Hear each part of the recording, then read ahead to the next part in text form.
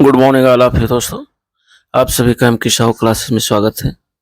आज हम लोग देख रहे हैं घटना चक्र। लेक्चर नंबर ये है 13, जो कि इंडियन पॉलिटी का है। इसमें हम लोग देखेंगे वित्त आयोग, योजना आयोग और लोकपाल और महत्वपूर्ण आयोग।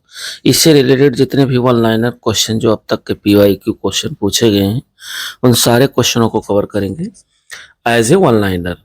तो ये सभी अपकमिंग सभी एग्जामों के लिए बहुत ही इंपॉर्टेंट है, चाहे वो आपका IPPCS हो, RORO हो, SSC हो या BPSC हो या TGT PGT हो।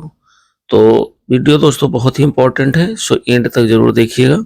और हम लोग देर न करते हुए वीडियो को शुरू करते हैं। और यदि चैनल पे पहली बार है तो चैनल को लाइक, शेयर और सब्सक्राइब जरूर करिएगा। पहला पॉइंट इसमें कह रहा है, इसमें हम लोग देखेंगे वित्त आयोग में पहला पॉइंट कह रहा है, यानी जो पहला क्वेश्चन है, कह रहा है सामान्य रूप में भारत में प्रति 5 वर्ष बाद वित्त आयोग की नियुक्ति की जाती है। तो भारत में प्रति 5वें वर्ष वित्त आयोग की नियुक्ति की जाती है और ये केंद्रीय अनुदान और संघ के राजस्व में राज्यों का अंश निर्धारित करने के लिए क्यों नियुक्त की जाती है। तो ये वित्त आयोग का जो निर्धारण इसीलिए किया जाता है कि केंद्रीय अनुदान और संघ के राजस्व में राज्यों का अंश निर्धारित करने के लिए। और नेक्स्ट क्वेश्चन कह रहा है कि संघ एवं राज्यों के बीच वित्तीय जो वितरण होता है वो कैसे होता है। तो संघ और राज्यों के बीच जो वित्त का वितरण होता है वो वित्त आयोग की सिफारिशों के आधार पर होता है। ये क्वेश्चन सारे क्वेश्चन पूछे गए हैं, तो चूंकि बहुविकल्पीय में था, इसे एज ए वन लाइनर में कन्वर्ट किया गया है। क्वेश्चन नंबर 3 कह रहा है कि भारत में शेयर बाजार तथा फ्यूचर्स बाजार में हुई लेन देन पर कर जो होता है वो संघ द्वारा लगाए जाते हैं। दूसरा है राज्यों के द्वारा एकत्रित किए जाते हैं। संघ द्वारा लगाए जाते हैं और राज्यों के द्वारा एकत्रित किए जाते हैं। नेक्स्ट क्वेश्चन कह रहा है कि वित्त आयोग का जो मुख्य कार्य है वो क्या है। तो वित्त आयोग का मुख्य कार्य है कि केंद्रीय करों में राज्यों के भाग तथा केंद्र राज्यों के लिए दी जाने वाली वित्तीय सहायता के सिद्धांत जो है निर्धारित करना। ये निर्धारित करना ही वित्त आयोग का मुख्य कार्य है। अर्थात वित्त आयोग का मुख्य कार्य ही यही है कि केंद्रीय करों में राज्यों केंद्र के कर में जो राज्य का भाग है वो निर्धारित करना, केंद्र द्वारा राज्यों को दी जाने वाली वित्तीय सहायता के सिद्धांत निर्धारित करने, ये सारे कार्य जो है वित्त आयोग के मुख्य कार्यों में आते हैं। नेक्स्ट क्वेश्चन कह रहा है कि वित्त आयोग राष्ट्रपति को संस्तुति भेजने में मुख्य रूप से संबंधित है। तो वित्त आयोग राष्ट्रपति को संस्तुति भेजने में मुख्य रूप से संबंधित है, अर्थात राज्यों को दिए जाने वाले अनुदान के सिद्धांत से और राज्य एवं केंद्रों के बीच करों के बंटवारे से संबंधित है। अगला क्वेश्चन कह रहा है कि भारत में वित्त आयोग का जो कार्य है वह भारत में वित्त आयोग का कार्य है यानी आयकर का विभाजन करना, ये वित्त आयोग का कार्य है। उत्पादन शुल्क का विभाजन करना, ये भी वित्त आयोग का कार्य है। और सहायतार्थ अनुदान निर्धारित करना, सहायतार्थ जो है अनुदान निर्धारित करना, ये वित्त आयोग का कार्य है। नेक्स्ट क्वेश्चन जो है आपका कथन कारण पर आधारित है। कथन ये कह रहा है कि राज्य वित्त आयोग एक संवैधानिक निकाय है। तो ये सही है, राज्य वित्त आयोग जो है एक संवैधानिक निकाय है। कारण आर कह रहा है कि संघीय वित्त आयोग पंचायतों को वित्तीय सहायता देने के लिए संस्तुति नहीं कर सकता है, किंतु आर गलत है। अर्थात संघीय वित्त आयोग पंचायतों को भी वित्तीय सहायता देने के लिए संस्तुत कर सकता है और इसमें कह रहा नहीं कर सकता है, तो ये आर गलत है। तो ये सही है किंतु आर गलत है। नेक्स्ट क्वेश्चन कह रहा है कि संघ एवं राज्यों के बीच करों के विभाजन संबंधी जो प्रावधान है, प्रावधानों को राष्ट्रीय आपात के समय निलंबन किया जा सकता है। अर्थात संघ के हों या राज्य के बीच जो भी कर हैं, कर का विभाजन संबंधी जो प्रावधान है, यदि कोई नेशनल इमरजेंसी होती है तो उस समय इन्हें निलंबित किया जा सकता है। और अगला क्वेश्चन कह रहा है कि 12वें वित्त आयोग के जो अध्यक्ष थे वो कौन थे। तो 12वें वित्त आयोग के अध्यक्ष थे सी रंगराजन। ये ध्यान रखिएगा, ये मैचिंग में भी पूछ सकता है और क्रम लगाने को भी पूछ सकता है। 13वें वित्त आयोग के अध्यक्ष कौन थे। तो ये थे विजय केलकर। और 14वें वित्त आयोग के अध्यक्ष थे YV रेड्डी। और 15वें वित्त आयोग के जो अध्यक्ष हैं वो NK सिंह हैं, doctor NK Singh. Next question कह रहा है कि वित्त आयोग द्वारा की गई प्रत्येक सिफारिश को संसद के प्रत्येक सदन के समक्ष रखवाएगा। तो ये कौन रखवाएगा? ये भारत का राष्ट्रपति रखवाएगा।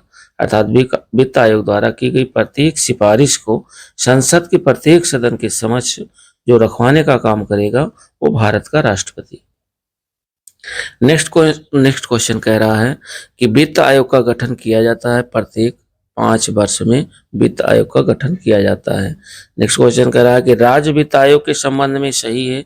तो राज्य वित्त आयोग के संबंध में जो सही है अर्थात राज्य वित्त आयोग एक संवैधानिक संस्था है, ये सही है। और नेक्स्ट क्वेश्चन कह रहा है कि संविधान लागू होने के बाद अब तक वित्तीय आयोग बनाए जा चुके हैं। तो चूंकि अब तक ये 14 नहीं 15 वित्त आयोग गठित किए जा चुके हैं और जो 15वां वित्त आयोग है ये 19 में इसका जो है गठन किया गया था। और नेक्स्ट क्वेश्चन कह रहा है वित्त आयोग का चेयरमैन कौन होता है? तो वित्त आयोग का चेयरमैन और 4 सदस्य यानी कुल मिलाकर के 5 सदस्यीय कमेटी होती है वित्त आयोग। तो वित्त आयोग में अगर देखा जाए तो टोटल 5 सदस्य होते हैं, 1 चेयरमैन और 4 अन्य सदस्य होते हैं। अब देखते हैं योजना आयोग से रिलेटेड क्वेश्चन काफी पूछ लेता है। तो योजना आयोग से रिलेटेड जितने भी क्वेश्चन अब तक बने हुए हैं उन सारे क्वेश्चनों को कवर करेंगे एज ए ऑनलाइनर। इसमें देखते हैं कह रहा है योजना आयोग का अंत कब किया गया? तो योजना आयोग का अंत किया था प्रधानमंत्री नरेंद्र मोदी ने। नेक्स्ट क्वेश्चन कह रहा है कि योजना आयोग की स्थापना कब हुई थी? तो योजना आयोग की स्थापना 15 मार्च 1950 को की गई थी। 15 मार्च 1950 को योजना आयोग की स्थापना हुई थी। नेक्स्ट क्वेश्चन कह रहा है योजना आयोग की स्थापना की गई थी तो ये की गई थी संघीय मंत्रिपरिषद के द्वारा तथा एक विशेष प्रस्ताव पारित करके योजना आयोग की स्थापना की गई थी। नेक्स्ट क्वेश्चन कह रहा है कि संविधानेतर संस्था है, नीति आयोग एक संविधानेतर संस्था है और नीति आयोग जो है योजना आयोग को ही रिप्लेस करके उसके स्थान पर नीति आयोग का गठन किया गया। नेक्स्ट क्वेश्चन कह रहा है कि वित्त आयोग एवं योजना आयोग के परस्पर विलय का जो प्रस्ताव दिया था ये किसने दिया था? तो नीति आयोग और योजना आयोग के परस्पर विलय का जो प्रस्ताव दिया था वो एम.बी. माथुर ने दिया था। नेक्स्ट क्वेश्चन कह रहा है कि संवैधानिक निकाय नहीं है, कौन सा नहीं? योजना आयोग एक संवैधानिक निकाय नहीं है। अगला क्वेश्चन कह रहा है कि इन निकायों का जो संविधान में उल्लेख नहीं है, किन निकायों का संविधान में उल्लेख नहीं है? एक राष्ट्रीय विकास परिषद, योजना आयोग और क्षेत्रीय परिषदें, इनका जो उल्लेख है वो संविधान में उल्लेख नहीं है। नेक्स्ट क्वेश्चन कह रहा है कि भारत के योजना आयोग का जो प्रथम अध्यक्ष थे वो कौन थे? तो भारत के योजना आयोग के जो पहले अध्यक्ष थे वो थे पंडित जवाहरलाल नेहरू। योजना आयोग का अध्यक्ष जो है वो प्रायः भारत का प्रधानमंत्री होता है। जिस समय जो प्रधानमंत्री रहे वो भारत के मतलब योजना आयोग के अध्यक्ष रहे। वर्तमान में नीति आयोग चल रहा है तो इस समय नीति आयोग के जो अध्यक्ष हैं वो प्रधानमंत्री नरेंद्र मोदी जी हैं, ये ध्यान रखिएगा। नेक्स्ट क्वेश्चन कह रहा है कि योजना आयोग का जो पदेन अध्यक्ष होता है वो प्रधानमंत्री होता है। और अगला क्वेश्चन कह रहा है नीति आयोग के विषय में सही है, क्या सही है? इसमें नीति आयोग के विषय में सही कि इसका गठन योजना आयोग के स्थान पर किया गया। दूसरा है इसका गठन जनवरी को जो है 2015 में किया गया। कई बार क्वेश्चन ये पूछा भी गया है कि नीति आयोग का गठन खाली 1 लाइन में पूछा गया है कि कब किया गया, तो जनवरी 2015 में किया गया। नेक्स्ट क्वेश्चन कह रहा है कि ये सरकारी संघवाद के सिद्धांत पर आधारित है। सहकारी संघवाद के सिद्धांत पर नीति आयोग आधारित है। अगला क्वेश्चन कह रहा है कि योजना आयोग के उपाध्यक्ष को भारत सरकार के सरकारी वरीयता क्रम से महत्व का दर्जा दिया गया है। तो योजना आयोग के उपाध्यक्ष को भारत सरकार के सरकारी वरीयता क्रम से जो महत्व का दर्जा दिया गया है वो दिया गया है भारत सरकार के कैबिनेट मंत्री के समान। अर्थात नीति आयोग के जो उपाध्यक्ष होते हैं ऐसे जैसे भारत सरकार के जो कैबिनेट मंत्री होते हैं उनके समान जो है इनको वरीयता दी गई है। अगला क्वेश्चन कह रहा है जो कि कथन कारण पर आधारित है। कथन ये कह रहा है कि योजना आयोग को आर्थिक मंत्रिमंडल परिभाषित किया गया है केवल संघ हेतु नहीं अपितु राज्यों हेतु भी। तो ये कथन सही है। कारण आर कह रहा है कि ये राष्ट्रीय संसाधनों के संतुलित उपयोग हेतु पंचवर्षीय योजनाओं का निर्माण करता है, तो ये भी सही है, अर्थात कथन भी सही है और कारण भी सही है, अर्थात ए और आर दोनों सही हैं, परंतु आर ए जो है सही स्पष्टीकरण नहीं है ए का। नेक्स्ट क्वेश्चन कह रहा है कि राष्ट्रीय विकास जो परिषदें हैं वो कौन कौन है, तो पहला है राष्ट्रीय योजना की उन्नति पर चर्चा करती है राष्ट्रीय विकास परिषद। दूसरा है राष्ट्रीय विकास परिषद ये राष्ट्रीय योजनाओं के उद्देश्य की प्राप्ति के उपाय सुझाती हैं। तीसरा पॉइंट कह रहा है कि जो राष्ट्रीय विकास परिषद है वो राष्ट्रीय योजना निर्माण हेतु दिशा निर्देश प्रदान करती है। ये सारे कार्य जो है राष्ट्रीय विकास परिषद के हैं।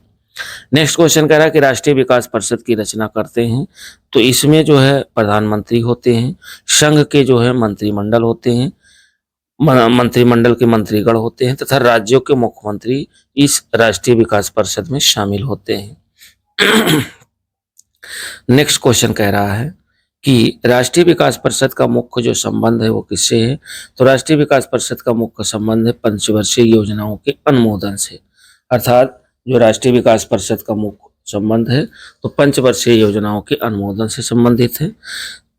अगला क्वेश्चन कह रहा है कि राष्ट्रीय विकास परिषद की अध्यक्षता करता है कौन, तो राष्ट्रीय विकास परिषद की भी अध्यक्षता भारत का प्रधानमंत्री ही करता है। और अगला क्वेश्चन कह रहा है कि भारत में राष्ट्रीय विकास परिषद गठित की गई थी, तो भारत में राष्ट्रीय विकास परिषद जो है ये गठित की गई थी 6 अगस्त 1952 को। भारत में राष्ट्रीय विकास परिषद का गठन किया गया था 6 अगस्त 1952 को। अब हम लोग देखते हैं इसमें लोकपाल और महत्वपूर्ण आयोग से रिलेटेड वन लाइनर क्वेश्चन जो कि अब तक पूछे गए सारे क्वेश्चन समाहित हैं।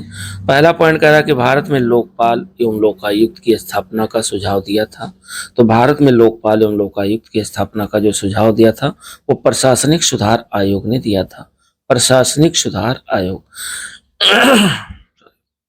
नेक्स्ट क्वेश्चन कह रहा है कि राज्य स्तर पर लोकायुक्त राज्य स्तर पर लोकायुक्त की नियुक्ति की सर्वप्रथम जो अनुशंसा की थी वो किसने की थी, तो राज्य स्तर पर लोकायुक्त की जो नियुक्ति है वो सर्वप्रथम भारत का प्रशासनिक सुधार आयोग ने किया था। और कब किया था, 1966 से 70 के बीच। नेक्स्ट क्वेश्चन कह रहा है कि ओम युट्समैन का भारतीय जो प्रतिमान है यह लोकपाल है।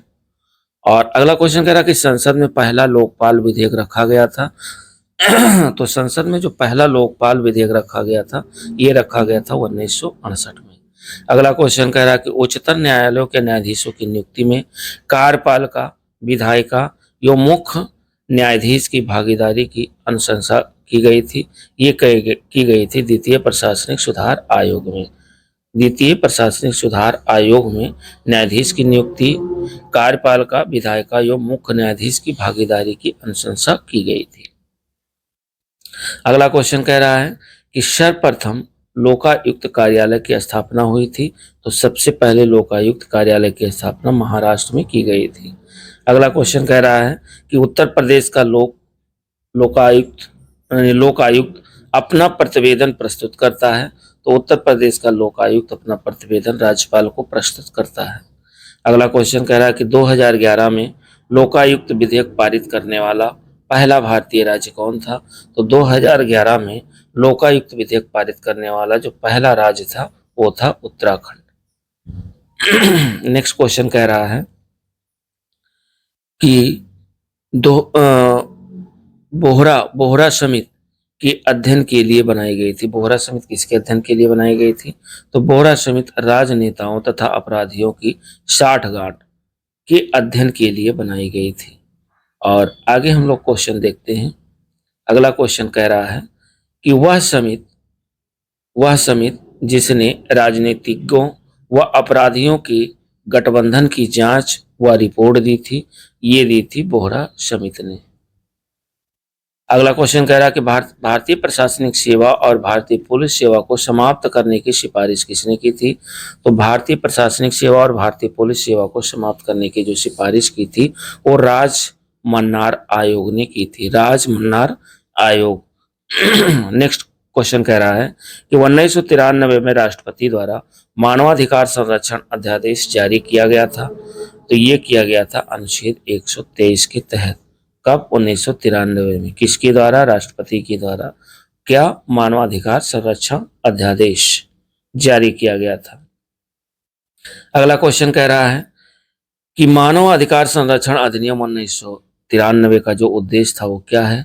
तो मानव अधिकार संरक्षण अधिनियम 1993 का उद्देश्य था कि मानव अधिकारों को बेहतर संरक्षण, मानव अधिकार सुरक्षा आयोग का गठन, राज्यों में मानव अधिकार सुरक्षा आयोग का गठन। नेक्स्ट क्वेश्चन कह रहा है कि राष्ट्रीय मानवाधिकार आयोग के अध्यक्ष एवं सदस्यों की नियुक्ति समिति में सदस्य जो होते हैं वो होते हैं लोकसभा अध्यक्ष, लोकसभा में विपक्ष का नेता तथा राज्यसभा में विपक्ष का नेता। नेक्स्ट क्वेश्चन कह रहा है कि भारत के राष्ट्रीय मानवाधिकार आयोग के विषय में सही कथन है। तो भारत के राष्ट्रीय मानवाधिकार आयोग के विषय में जो सही कथन है वो ये है कि इसका अध्यक्ष अनिवार्य रूप से भारत का सेवानिवृत्त मुख्य न्यायाधीश होना चाहिए। दूसरा है इसकी शक्तियां केवल सिफारिश प्रकृति की हैं।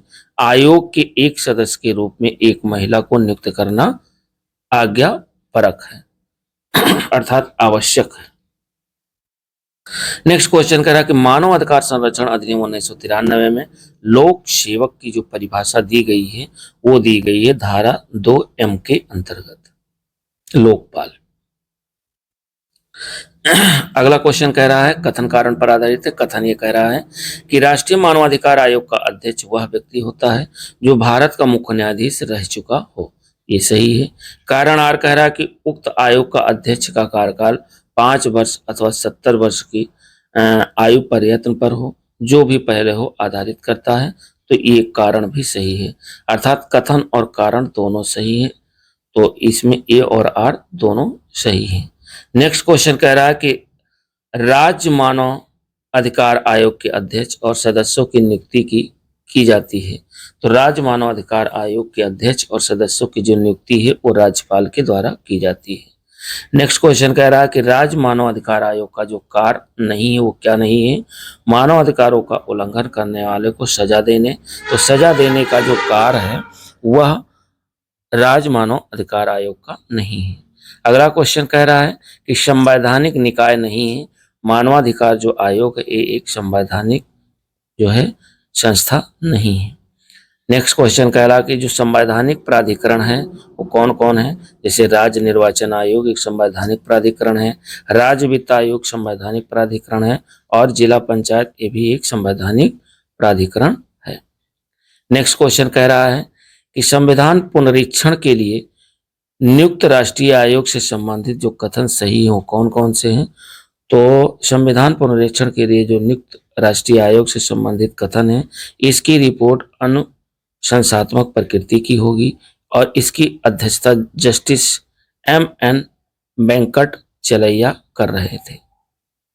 नेक्स्ट क्वेश्चन कह रहा कि संविधान समीक्षा आयोग जिसे फरवरी 2000 में गठित किया गया था के अध्यक्ष कौन थे? तो संविधान समीक्षा आयोग जिसे फरवरी 2000 में गठित किया गया था और इसके जो अध्यक्ष थे M.N. वेंकट चलैया थे। अगला क्वेश्चन कह रहा है कि केंद्रीय सूचना आयुक्त का कार्यकाल कितना होता है? तो केंद्रीय सूचना आयुक्त का जो कार्यकाल होता है वो 5 वर्ष या 65 वर्ष की आयु तक जो भी पहले हो। अगला क्वेश्चन कह रहा है कि स्वर्ण सिंह समिति ने जिस प्रश्न पर विचार किया था वह क्या था? तो स्वर्ण सिंह समिति ने जिस प्रश्न पर विचार किया था वो था मूल अधिकारों की तुलना में निर्देशक तत्वों को अग्रता। अगला क्वेश्चन कह रहा है कि मंडल आयोग जिसके प्रस्तावों ने अक्षुण्ण विवाद को सूत्रपात किया था को गठित करने वाले कौन थे? ये थे गठित करने वाले मोरारजी देसाई। और अगला क्वेश्चन हम लोग देखते हैं।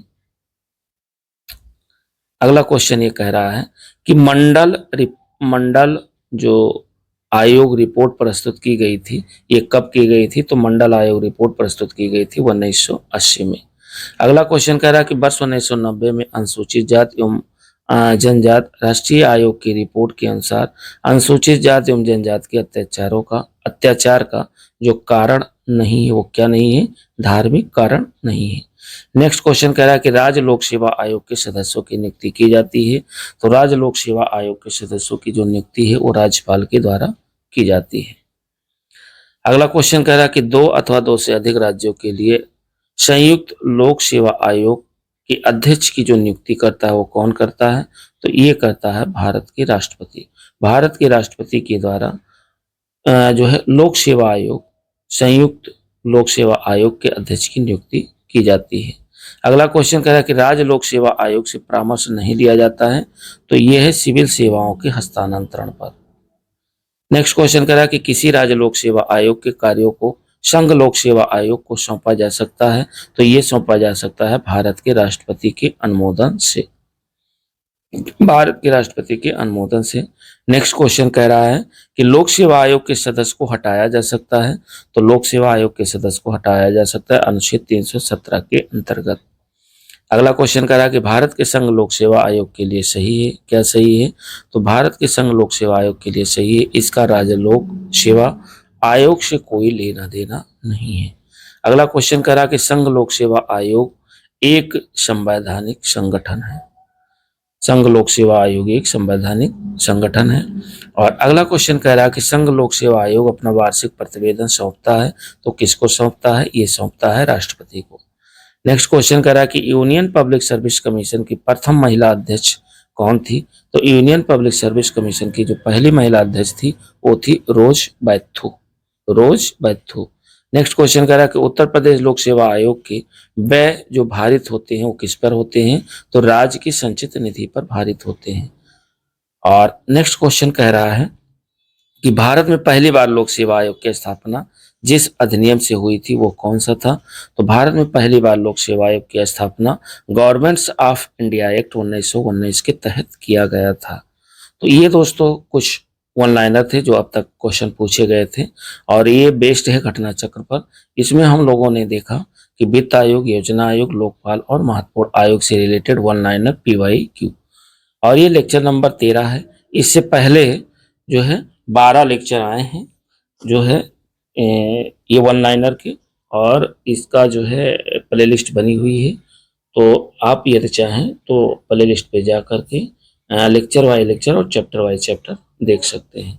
साथ ही साथ NCERT सार संग्रह पूरे बुक कंप्लीट है, सबकी अलग अलग प्लेलिस्ट बनी हुई है। चाहे तो आप वहाँ ऑनलाइनर देख सकते हैं। और घटना चक्र, भारत का भूगोल, ऑब्जेक्टिव क्वेश्चन और विश्व का भूगोल, और ये सब ऑब्जेक्टिव क्वेश्चन हैं, इनकी अलग अलग प्लेलिस्ट बनी हुई है। और घटना चक्र, आधुनिक भारत का इतिहास भी कंप्लीट हो गया है। घटना चक्र अगर बात करें मध्यकालीन भारत का इतिहास और प्राचीन भारत का इतिहास, ये भी ऑब्जेक्टिव क्वेश्चन की सीरीज कंप्लीट हो गई है, सबकी अलग अलग प्लेलिस्ट बनी हुई है। तो चाहे तो आप चैनल पे जाकर के प्लेलिस्ट के माध्यम से ऑब्जेक्टिव क्वेश्चन भी देख सकते हैं। मिलते हैं दोस्तों नेक्स्ट वीडियो के साथ, तब तक के लिए नमस्कार, जय हिंद।